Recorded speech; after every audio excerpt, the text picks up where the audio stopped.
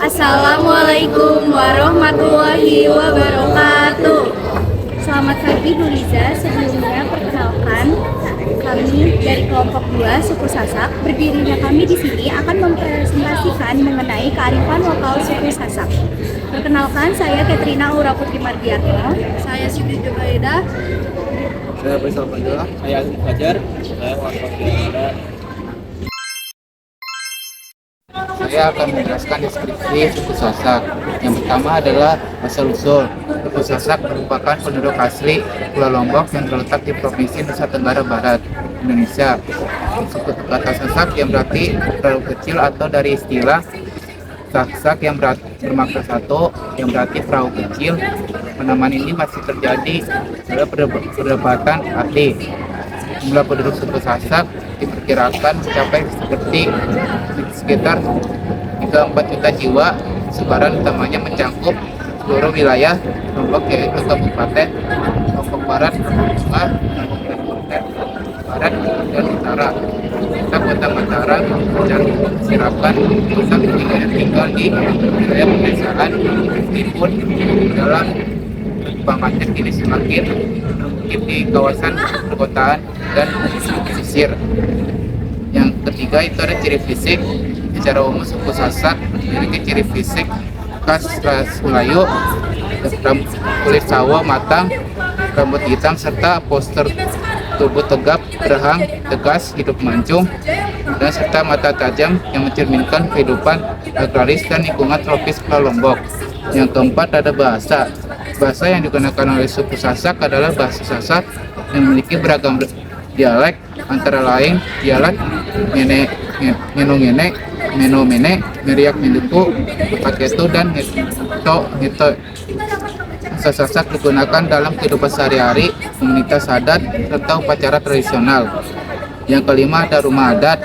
Rumah adat adalah suku Sasak disebut balai dengan beberapa jenis seperti balai tani, balai lumbung, dan balai benter. Rumah adat Sasak memiliki ciri khas lantai dari tanah liat bercampur kotoran kerbau, atap, alang-alang, serta tata ruang yang disesuaikan dengan fungsi sosial dan nilai adat yang berlaku. Yang keenam ada agama. Mayoritas masyarakat Sasak menganut agama Islam dengan dua cara praktis keagamaan, yaitu Islam Beto Telu dan Islam Waktu Lima. Islam Beto Telu merupakan panduan ajaran Islam dengan tradisi lokal dan kepercayaan ibadah 3 waktu yang masih dijumpai di beberapa wilayah Lombok Utara dan Lombok Tengah. Lombok Utara sementara Islam Waktu 5 dijalankan sesuai syariat Islam dengan salat 5 waktu yang dianut oleh sebagian besar masyarakat Sasak saat ini. Yang ketujuh ada adat istiadat. Masyarakat Sasak menjunjung tinggi adat istiadat yang diwariskan secara turun-temurun. Sistem hukum adat yang penting adalah awik-awik yang mengatur berbagai aspek kehidupan seperti hubungan sosial, pertanian, perkawinan, dan penyelesaian konflik. Nilai budaya utama yang dijunjung meliputi gotong royong, ciru, rasa hormat kepada orang tua dan tokoh adat, solidaritas sosial, kebersamaan, serta ketaatan terhadap adat dan ajaran agama. Yang ke-8 ada sistem sosial. Secara sosial, masyarakat Sasak mengenal sistem stratifikasi tradisional yang membagi masyarakat ke dalam golongan perwangse atau bangsawan, ke dalam golongan perwangse atau bangsawan, dan jajar karang atau masyarakat umum. Meskipun sistem ini mulai memudar seiring perkembangan zaman, pengaruhnya masih dapat ditemukan dalam beberapa praktik adat, terutama dalam perkawinan dan upacara adat tertentu. Yang ke-9 ada kesenian.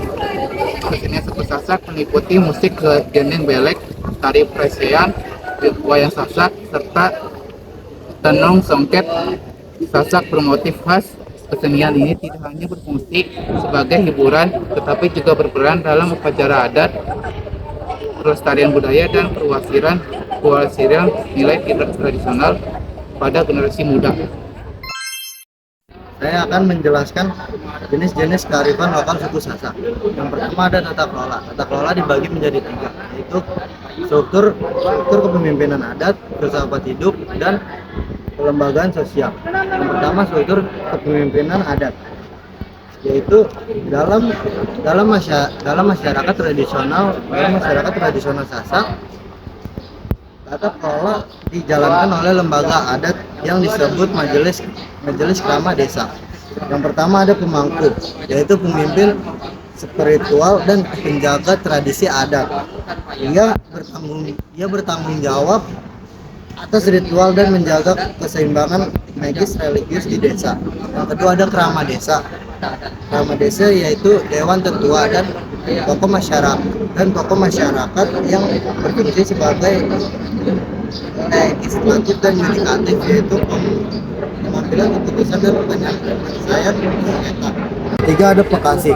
Pekasi yaitu pemimpin khusus yang mengatur tata kelola air dan irigasi, yaitu sangat vital bagi masyarakat agraris Sasak. Yang terakhir ada Lalu atau Baik, yaitu gelar bangsawan yang secara historis memegang peran dalam birokratis dan kepemimpinan formal. Dan yang kedua ada filsafat hidup, yaitu dasar dari seluruh tata kelola Sasak, dan tata kelola Sasak adalah konsep tindih yang berarti setia atau patuh, namun dalam konteks tata kelola. Dan yang terakhir ada kelembagaan sosial. Kelembagaan sosial yaitu tata kelola suku Sasak juga terlihat dalam aktivitas harian melalui besiur. Besiur yaitu sistem gotong royong dalam pertanian atau pembangunan rumah tanpa pembayaran upah, melainkan sistem timbal balik. Dan yang kedua ada Banjar, yaitu kelompok sosial setingkat RT RW yang mengelola administrasi warga, upacara adat, dan keamanan lingkungan. Dan yang kedua ada nilai-nilai moral. Yang pertama saling peliwat atau tolong menolong, membantu sesama tanpa pamrih, menumbuhkan rasa empati dan kepedulian sosial, menguatkan ikatan kekeluargaan masyarakat. Dan yang kedua saling jot atau berbagi, membiasakan berbagi hasil panen atau rezeki, mengajarkan keikhlasan dan kebersamaan, mencegah sikap individualisme. Dan yang ketiga saling ajinin atau menghormati orang tua, tokoh adat, dan sesama, menjaga tutur kata dan perilaku, menanamkan sopan santun dalam kehidupan sehari-hari. Ketiga ada tata cara dan prosedur. Yang pertama pertanian, menggunakan sistem nyelap antar pemilik lahan dan penggarap. Yang kedua pembagian hasil panen ditentukan berdasarkan kesepakatan adat. Yang ketiga menerapkan besiur saat menanam dan panen, menentukan waktu tempat berdasarkan musim dan tanda alam. Dan yang terakhir mengatur pembagian air sawah secara adil. Dan yang kedua ada peternakan, berternak sapi dan kerbau sebagai sumber ekonomi tambahan. Ternak dipelihara secara kolektif oleh masyarakat menggunakan sistem bagi hasil antar pemilik dan pengelola ternak. Pemberian pakan berasal dari sumber alam sekitar. Dan yang terakhir aturan adat mengatur tanggung jawab milik pemilikan ternak. Dan yang terakhir ada kerajinan, yaitu mengembangkan kerajinan tradisional seperti tenun songket, sasak. Dan yang kedua proses produksi mengikuti teknik turun-temurun. Dan yang ketiga tahapan meliputi pemintaan benang dan proses penenunan. Dan yang terakhir menggunakan motif khas bernilai. Saya akan menjelaskan poin ketiga, yaitu tipe-tipe. Yang pertama itu tipe-tipe dari makanan. Bagi suku Sasak, makanan adalah tingkat medium komunikasi spiritual. Makanan bukan hanya soal rasa, melainkan cerminan filosofi hubungan manusia dengan Tuhan dan alam. Suku Sasak memiliki tradisi makan bersama begedung, yaitu makan bersama dalam satu nampan besar, biasanya disebut dengan dulang. Untuk makanannya di sini saya memberikan ayam taliwang. Makanan ini biasanya menggunakan ayam kampung muda yang dibakar atau digoreng. Lalu dibumbui dengan cabai rawit, bawang, terasi, dan kencur. Menciptakan rasa gurih pedas yang kuat pada daging ayam kampung muda yang dibakar. Penyajiannya biasanya ditemani dengan dressing kangkung, nasi putih, dan taburan kacang goreng. Yang kedua itu ada pengobatan bedak api. Bedak api atau perang api dalam budaya suku Sasak di Lombok bukanlah sekedar pengobatan penyakit fisik, melainkan sebuah tradisi adat dan kearifan lokal yang berkaitan dengan perawatan ibu nifas dan bayi, serta pemberian nama. Tradisi ini umumnya dilaksanakan setelah bayi lahir, biasanya 7 atau 9 hari, dan melibatkan ahli seperti dukun beranak atau tetua desa. Untuk bahan-bahan, di sini ada kunyit, kencur, beras harum, adas, bangle, dan merica. Kadang digunakan daun-daunan tertentu yang dianggap berkhasiat secara turun-temurun oleh dukun beranak atau biasa disebut dengan belian.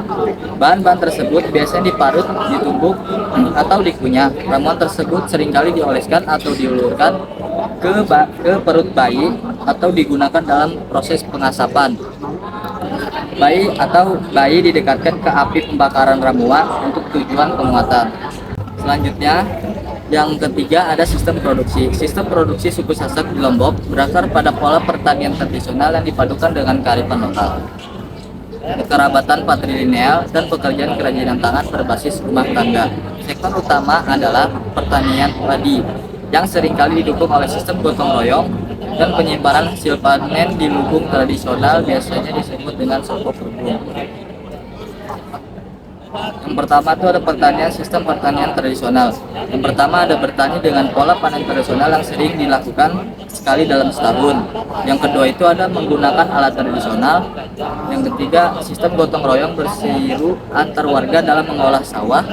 Yang keempat, hasil panen disimpan di lubung padi tradisional di depan rumah sebagai ketahanan pangan. Yang kelima, menerapkan pola kearifan lokal termasuk penggunaan pupuk organik dan metode pengendalian hama tradisional, biasa disebut dengan berbot. Yang kedua itu ada kerajinan, sistem produksi kerajinan tangan. Yang pertama ada menenun kain ikat atau tenun.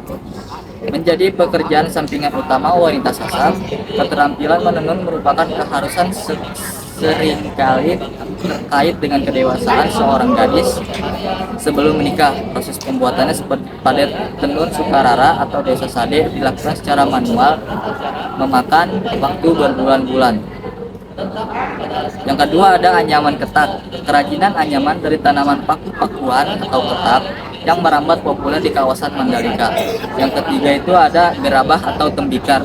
Beberapa desa pembuatan gerabah tanah liat masih dipertahankan dengan teknik tradisional. Selanjutnya yang keempat itu ada perumahan.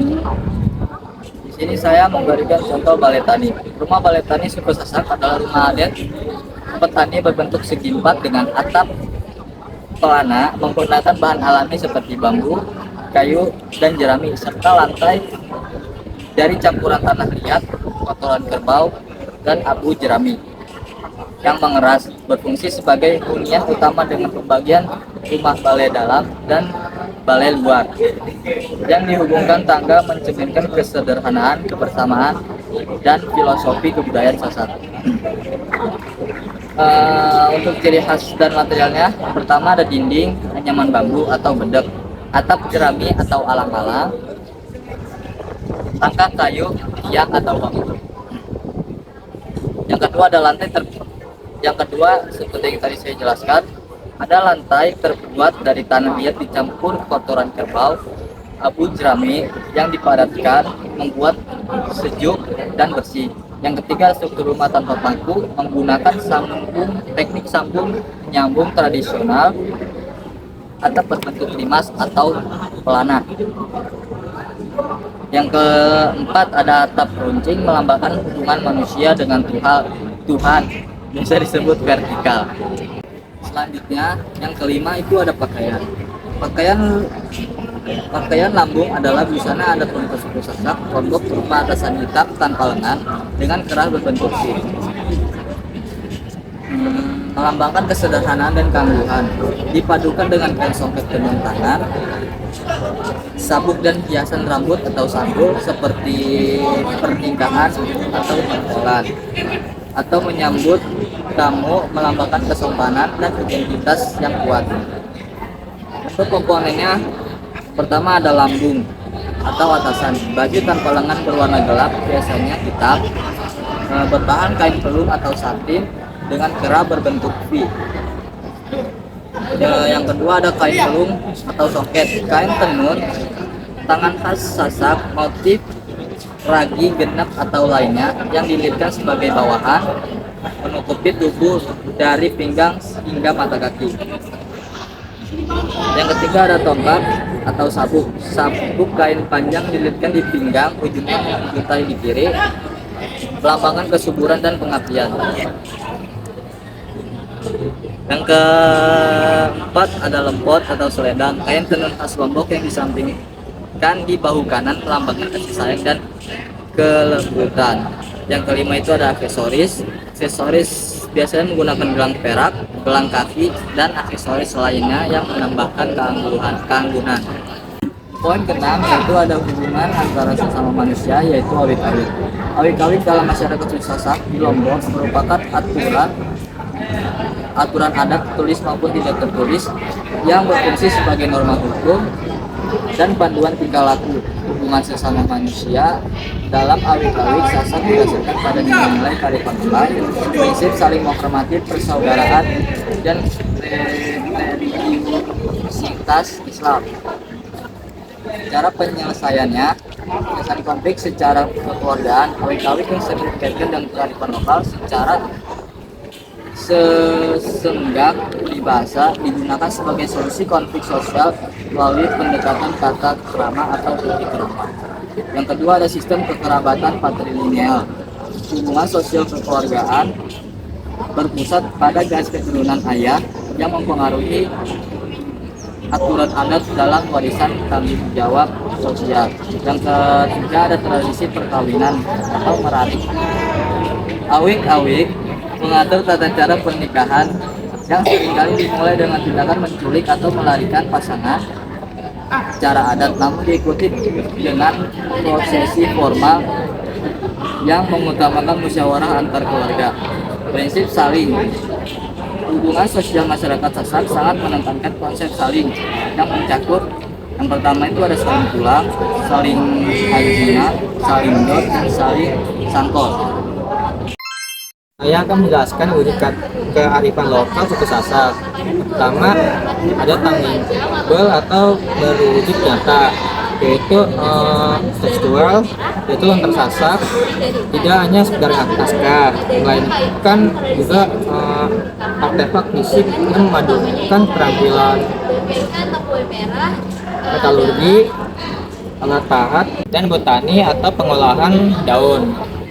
Material yang digunakan untuk media adalah menggunakan daun pohon Sasak dan melalui proses yang panjang seperti rendaman bulanan, perebusan herbal, dan juga pengepresan agar lentur, tahan serangga, dan juga awet selama ratusan tahun. Teknik tulisnya menggunakan teknik menggigit atau pisau tajam untuk menggoreng permukaan daun, tidak menggunakan pena tinta, dan pewarnaannya adalah tulisan dipertegas dengan warnaan dari arang kemiri dan dioleskan ke bekas goresan sehingga menghasilkan warna hitam yang permanen dan juga tahan air.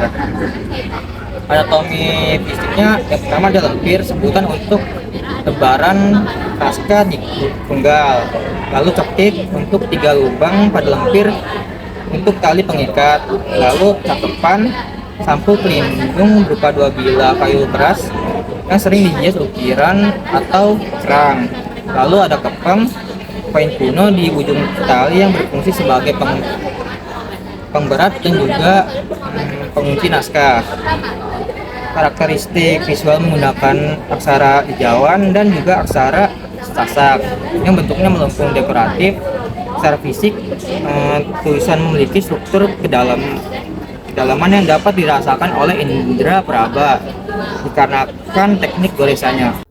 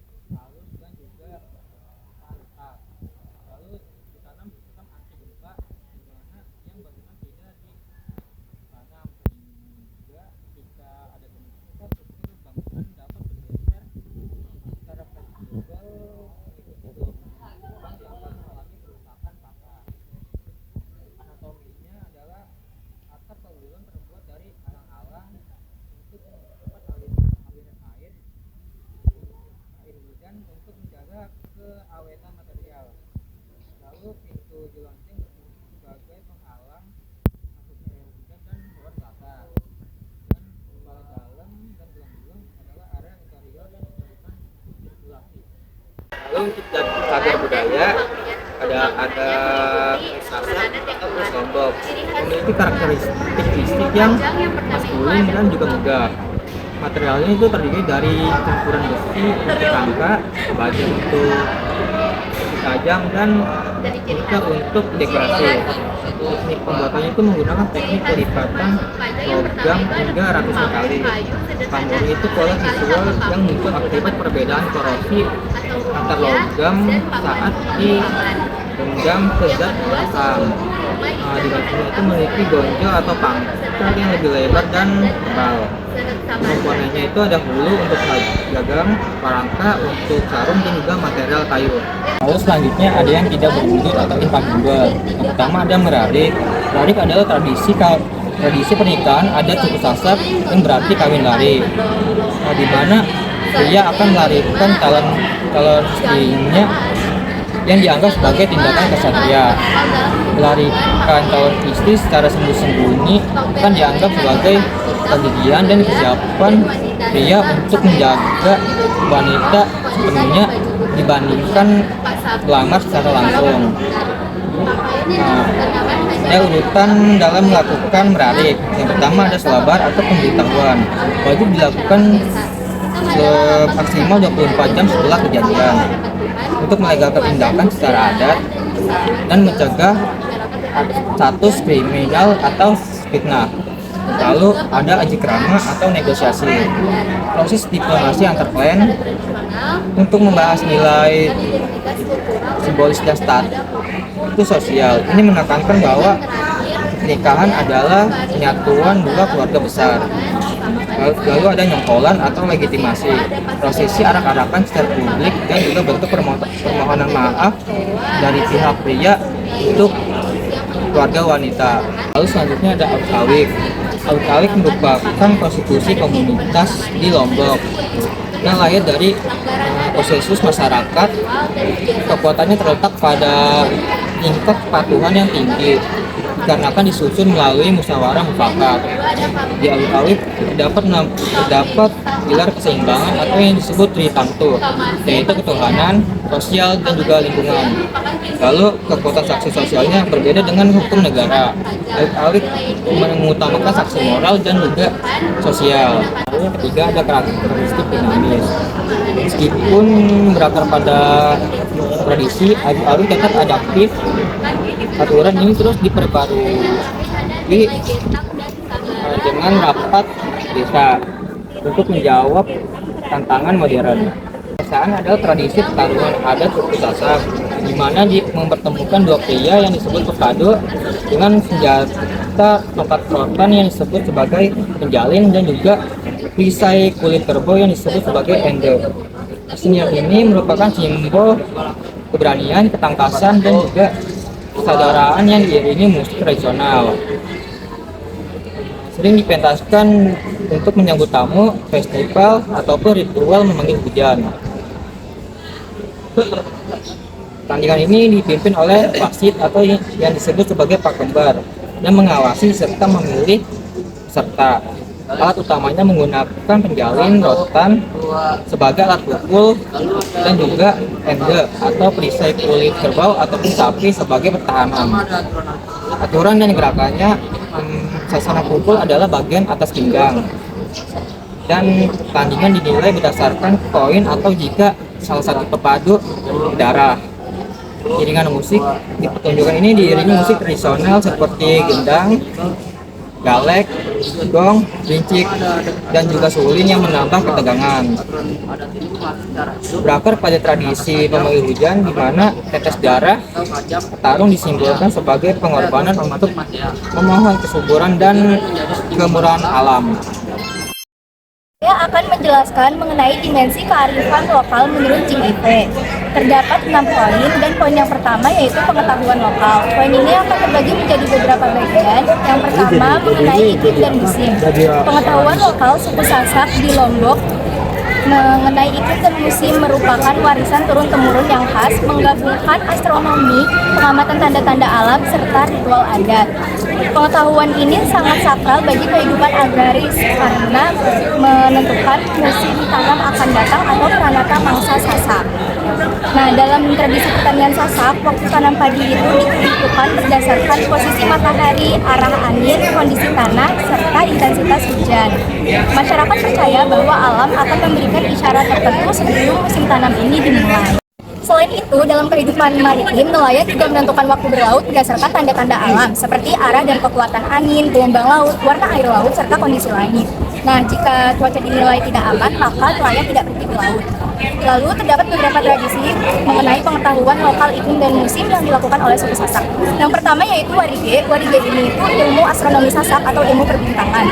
Jadi sistem ini merupakan perpaduan antara pengetahuan astronomi tradisional yang disesuaikan dengan kondisi lokal.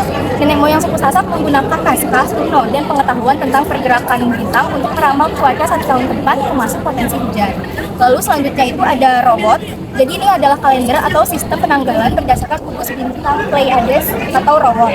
Nah, jadi saat Rowot itu terlihat di bukit timur yang disebut ngandang Rowot pada waktu subuh, biasanya terjadi di bulan Mei. Ini menandakan bahwa musim tanam baru telah dimulai. Lalu selanjutnya ada pranata mangsa. Petani Sasak melihat perubahan kondisi cuaca berdasarkan perilaku hewan, kondisi tumbuhan, serta arah angin. Nah, pengalaman berulang ini menjadi pedoman untuk mengetahui kapan kemarau panjang, musim hujan, serta musim kering akan datang. Lalu selanjutnya ada bau nyale. Bau nyale itu adalah kemunculan cacing atau nyale di pantai selatan Lombok pada bulan Februari atau Maret yang menjadi indikator musim serta dikaitkan dengan siklus kesuburan dan pertanian. Nah, selanjutnya itu ada ngalu hujan. Ini adalah ritual yang dilakukan oleh suku Sasak pada waktu musim kemarau di sumber mata air atau selang air untuk memohon hujan kepada Tuhan. Nah, biasanya itu diiringi musik tradisional dan mandi bersama. Yang terakhir itu ada tradisi ngayu-ayu, yaitu ritual mengusir hama atau menjaga hasil panen. Nah, selanjutnya ada pengetahuan lokal mengenai flora dan fauna. Flora, masyarakat suku Sasak mengenal berbagai jenis tanaman berdasarkan fungsi dan manfaatnya. Yang pertama ada tumbuhan obat. Jadi masyarakat Sasak itu mengenal setidaknya 163 jenis tumbuhan yang dimanfaatkan sebagai obat. Nah, mereka itu memiliki sistem pengetahuan pengobatan tradisional yang disebut pusada atau lontar pengobatan. Beberapa jenis tumbuhannya yaitu kunyit. Kunyit itu biasa dimanfaatkan untuk mengatasi peradangan dan mengobati gangguan pencernaan. Lalu ada jahe untuk mengobati masuk angin dan menghangatkan tubuh. Lalu temulawak untuk meningkatkan nafsu makan, serta yang terakhir ada daun sirih sebagai antiseptik alami. Nah, yang kedua itu ada tumbuhan pangan. Jadi padi itu merupakan tumbuhan utama dalam kehidupan masyarakat Sasak karena sebagai sumber pangan pokok. Selain itu, jagung, singkong, ubi, dan pisang juga dimanfaatkan sebagai bahan pangan sehari-hari. Nah, selanjutnya ada tumbuhan untuk bangunan dan perawatan. Biasanya tuh kayu kelapa, bambu, kayu nangka itu digunakan untuk bahan rumah adat, pagar, serta peralatan rumah tangga. Selain itu, atap rumah biasanya memakai ilalang atau alang-alang karena tahan panas dan ramah lingkungan. Nah, yang terakhir itu ada tumbuhan untuk upacara adat. Nah, jadi beberapa tumbuhan itu memiliki makna simbolis, misalnya daun kelapa muda, bunga, padi itu sering digunakan dalam ritual terus pernikahan juga syukuran. Nah, di faunanya, masyarakat Sasak ini memanfaatkan fauna dalam kehidupan sehari-hari juga terkait dengan nilai budayanya. Yang pertama ada hewan ternak, seperti sapi, kerbau, ayam, dan kambing, itu dimanfaatkan sebagai sumber pangan dan tenaga kerja di sawah. Misalnya, kerbau itu dipakai untuk membajak sawah secara tradisional. Lalu yang kedua ada hewan dalam tradisi dan budaya. Contohnya ada ayam. Ayam itu biasanya digunakan untuk ritual keagamaan dan ritual adat sebagai simbol pengorbanan dan rasa syukur kepada Tuhan. Lalu ada juga sapi dan kerbau, biasanya digunakan pada selamatan atau ritual pertanian sebagai simbol kemakmuran dan keberkahan dari hasil panen. Lalu pengetahuan lokal yang selanjutnya yaitu bagian geografis. Masyarakat Sasak mengenal dengan baik tentang bentuk lahan di Pulau Lombok, mulai dari pegunungan, dataran rendah hingga pesisir. Pegunungan itu biasanya dimanfaatkan sebagai padang dan kawasan hutan karena tanahnya subur namun kemiringannya tinggi. Lalu dataran rendah itu biasanya dimanfaatkan sebagai area persawahan karena relatif datar dan mudah dialiri oleh air. Dan wilayah pesisir biasanya digunakan untuk kegiatan perikanan dan produksi garam. Nah, tata letak pemukimannya itu juga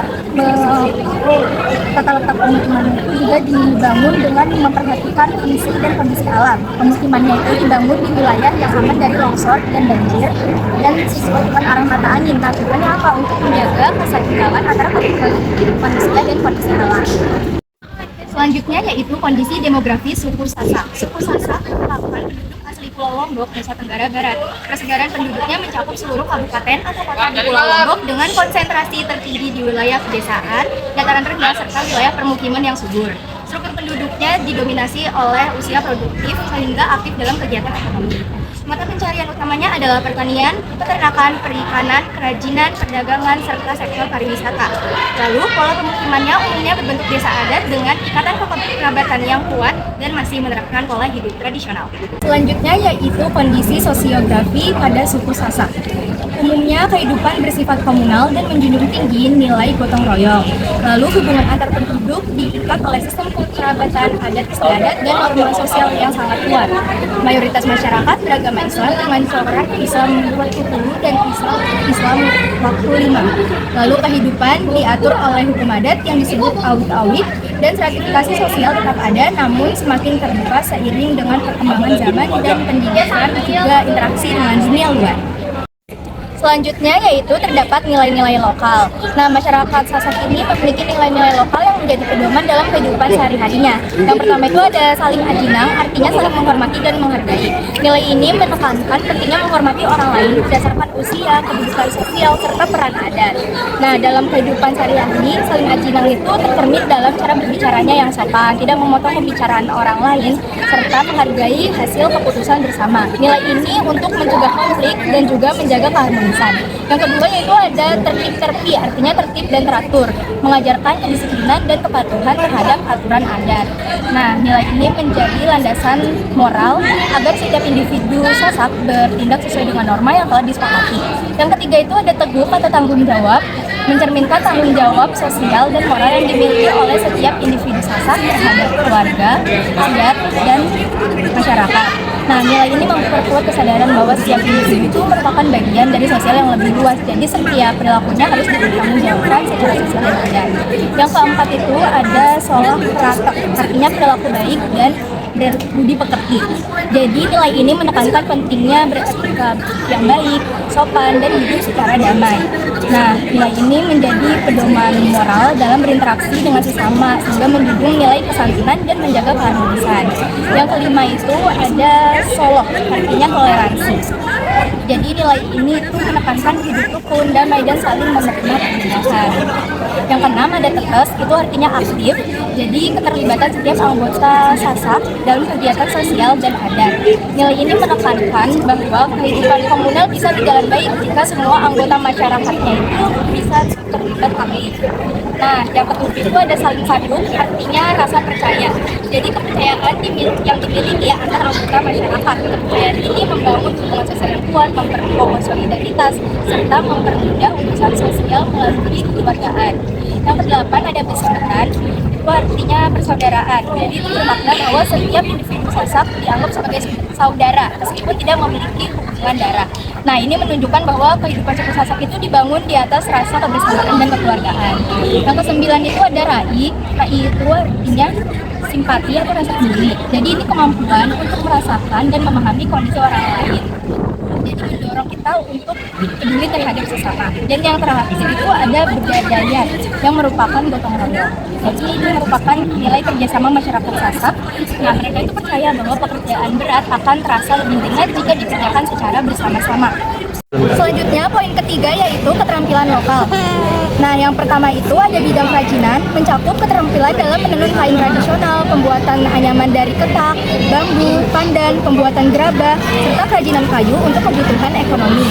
Nah, selanjutnya itu ada bidang mata pencaharian. Jadi mata pencaharian utamanya itu adalah bertani dan bercocok tanam, beternak, menangkap ikan, serta menjual hasil pertanian, peternakan, dan sebagai sumber dan kerajinan tenun sebagai sumber penghidupan masyarakat. Lalu yang ketiga yaitu ada arsitektur. Nah, masyarakat Sasak itu membangun rumah adat Balai Sasak dengan memanfaatkan bahan alami seperti bambu, kayu, tanah liat, dan alam-alam yang disesuaikan dengan kondisi alam. Lalu selanjutnya ada bidang seni dan budaya, meliputi keterampilan memainkan musik tradisional seperti gendang belek dan gamelan Sasak, seni tari, juga ada seni bela diri tradisional yang disebut peresean. Nah, yang keempat itu ada kuliner.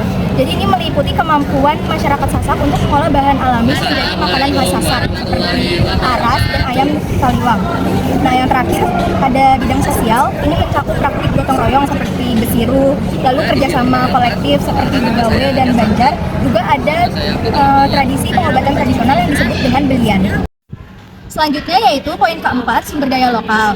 Nah, dibagikan menjadi dua, yaitu sumber daya yang dapat diperbarui dan tidak dapat diperbarui. Yang pertama, sumber daya yang dapat diperbarui terdapat beberapa jenis. Dari jenis yang pertama yaitu ada tanaman pangan seperti padi, jagung, kedelai, dan kacang. Nah, digunakan sebagai sumber makanan pokok.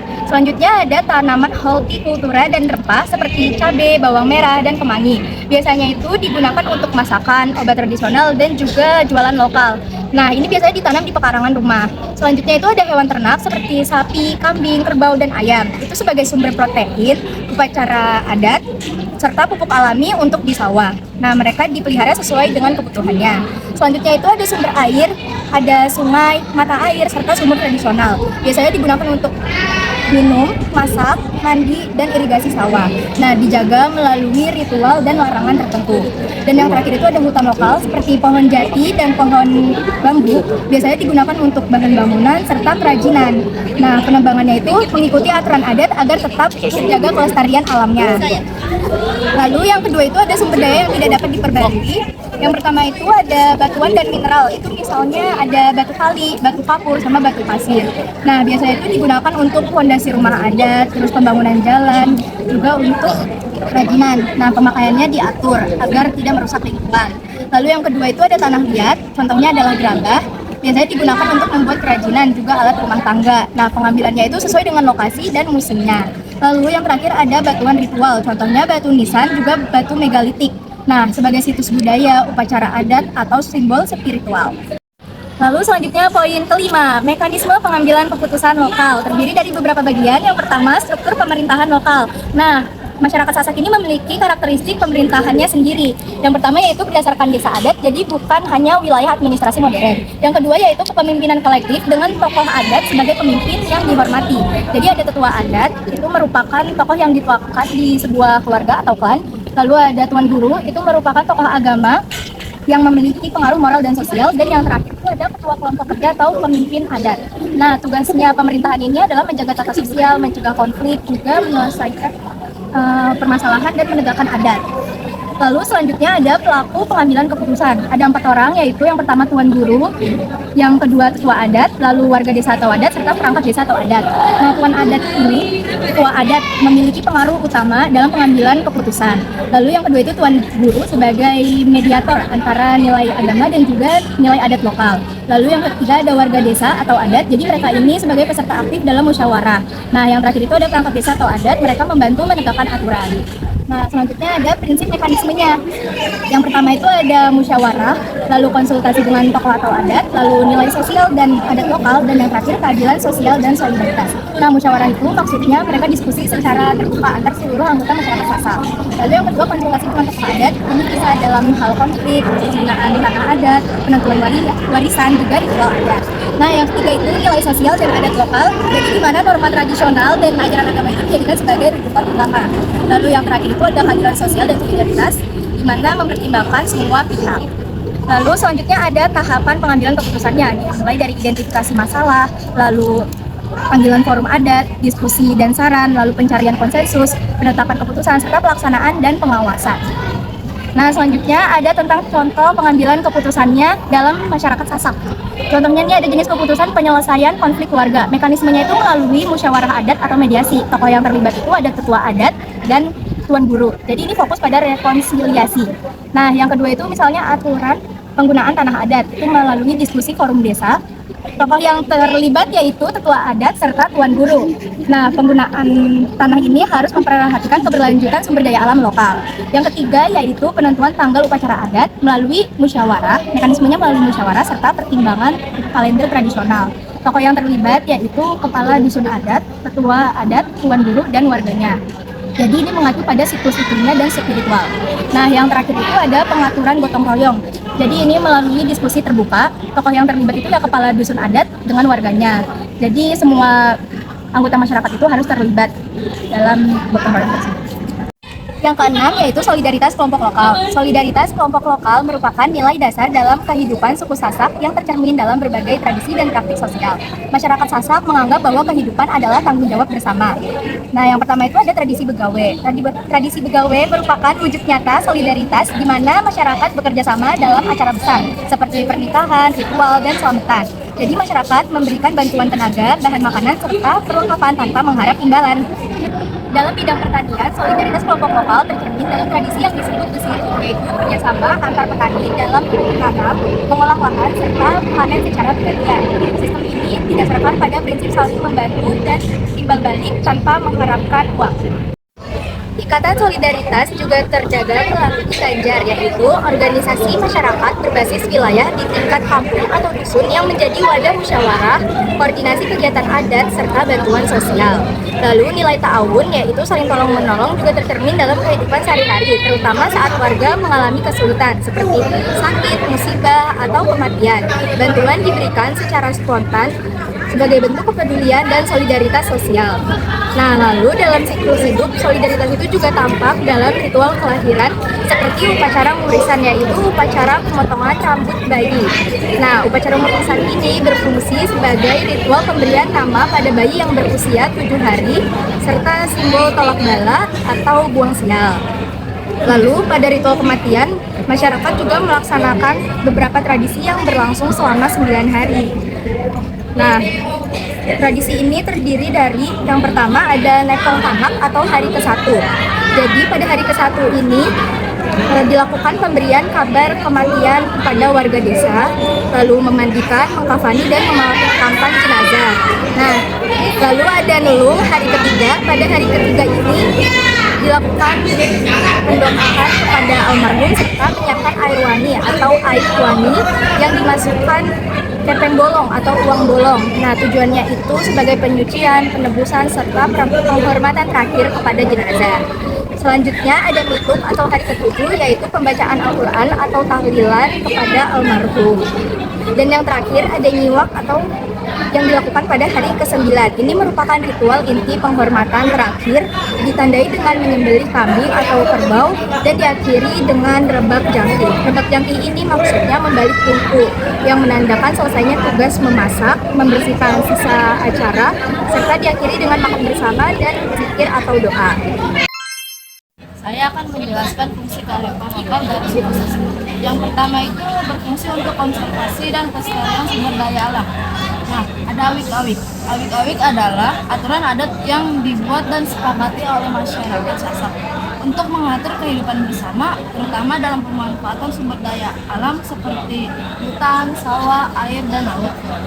Dalam awik-awik terdapat larangan menebang pohon sembarangan, merusak sumber air, serta mengambil hasil alam secara berlebihan. Jika dilanggar, pelaku akan dikenai sanksi adat. Fungsi utama awik-awik adalah menjaga keseimbangan alam, mencegah kerusakan lingkungan, dan memastikan sumber daya alam tetap bisa dimanfaatkan oleh generasi selanjutnya. Yang kedua, berfungsi untuk pengembangan dan peningkatan sumber daya manusia, yaitu ada tradisi berburu. Berburu adalah sistem pembelajaran tradisional dalam masyarakat Sasak yang dilakukan secara turun-temurun. Anak-anak dan generasi muda belajar langsung dari orang tua, tokoh adat atau tokoh agama tentang adat istiadat, nilai agama, etika, dan serta keterampilan hidup. Melalui berburu, generasi muda diajarkan tanggung jawab, kerjasama, disiplin, dan rasa hormat kepada orang lain. Tradisi ini berfungsi untuk membentuk karakter manusia Sasak agar menjadi pribadi yang lebih baik, mandiri, berakhlak, dan berpegang pada nilai adat. Yang ketiga, berfungsi untuk pengembangan kebudayaan dan ilmu pengetahuan. Itu ada tradisi bau nyale. Bau nyale adalah tradisi menangkap cacing laut nyale yang dilakukan pada waktu tertentu setiap tahun. Tradisi ini tidak hanya bersifat budaya, tetapi juga mengandung ilmu pengetahuan lokal seperti pengetahuan tentang pergantian musim, siklus alam, hubungan laut dengan pertanian. Masyarakat Sasak percaya bahwa munculnya nyale menandakan musim tanam yang baik. Selanjutnya itu ada berfungsi sebagai ritual kepercayaan dan pantangan. Pamali, pantangan adat Sasak. Pamali adalah larangan adat yang diwariskan secara lisan dari generasi ke generasi. Contohnya larangan bersikap kasar di tempat sakral, merusak alam, atau berkata tidak sopan kepada orang tua. Pamali biasanya dikaitkan dengan kepercayaan bahwa pelanggaran adat akan membawa akibat buruk seperti musibah atau kesialan. Fungsi pamali adalah sebagai alat pengendali perilaku masyarakat agar tetap menjaga norma dan adat. Terus yang kelima ada bermakna sosial. Menurut Prof. Yohan, tarikan lokal bermakna sosial karena berfungsi sebagai perekat hubungan antara individu dan antar kelompok dalam masyarakat. Nilai norma dan adat istiadat lokal yang mengatur pola interaksi sosial, membangun solidaritas, memperkuat rasa kebersamaan, serta menciptakan badan hidup berdampingan secara harmonis dan saling mengerti. Terus ada sikap hormat kepada ketua adat dan orang tua. Masyarakat Sasak menjunjung tinggi nilai menghormati orang tua dan ketua adat dalam perkataan maupun perbuatan. Sikap, nasihat, dan keputusan ketua dianggap sebagai pedoman hidup yang harus dipatuhi. Terus yang kedua ada begibung. Begibung adalah tradisi makan bersama dalam satu keluarga yang dilakukan pada acara adat atau keagamaan. Yang ketiga itu ada begawe. Kegiatan membantu tuan rumah saat ada hajatan atau keagamaan, memperkuat solidaritas dan kebersamaan warga. Yang keempat itu saling ajilan, yaitu saling menghormati. Nilai hidup bermasyarakat yang menekankan rasa saling menghargai antar warga. Terus selanjutnya ada silaturahmi adat desa, tradisi kunjung mengunjung untuk menjaga hubungan baik dan mencegah konflik. Itu ada kerja bakti desa adat, membersihkan lingkungan, makan, atau fasilitas umum bersama-sama. Terus yang keenam itu ada bermakna etika dan moral. Itu ada tata krama Sasak atau biasa disebut bahasa halus. Bahasa halus adalah penggunaan bahasa halus dalam masyarakat Sasak, terutama ketika berbicara dengan orang tua, tokoh adat, atau orang yang dihormati. Terus yang kedua ada besiru, merupakan tradisi gotong royong masyarakat suku Sasak yang dilakukan secara sukarela tanpa mengharapkan imbalan. Tradisi ini biasanya dilakukan dalam kegiatan bertani, membangun rumah, memperbaiki fasilitas desa, serta menyelenggarakan acara adat dan keagamaan. Besiru menumbuhkan rasa saling peduli, tolong-menolong, dan kebersamaan antar warga. Yang ketiga ada tindih malu atau biasa disebut rasa malu. Nilai moral agar tidak melakukan perbuatan tercela karena dianggap memalukan. Terus yang keempat ada larangan berkata kasar, mengatur tutur kata agar tidak menyakiti orang lain. Yang kelima itu ada menjaga kehormatan keluarga. Setiap individu menjaga sikap agar tidak mencoreng nama baik keluarga. Yang ketujuh itu ada bermakna politik. Yang pertama, musyawarah adat dalam balai adat. Dalam masyarakat Sasak, keputusan penting tidak diambil secara sepihak, tetapi melalui musyawarah yang biasanya dilakukan di balai adat. Tokoh masyarakat dan warga berkumpul untuk membahas masalah bersama.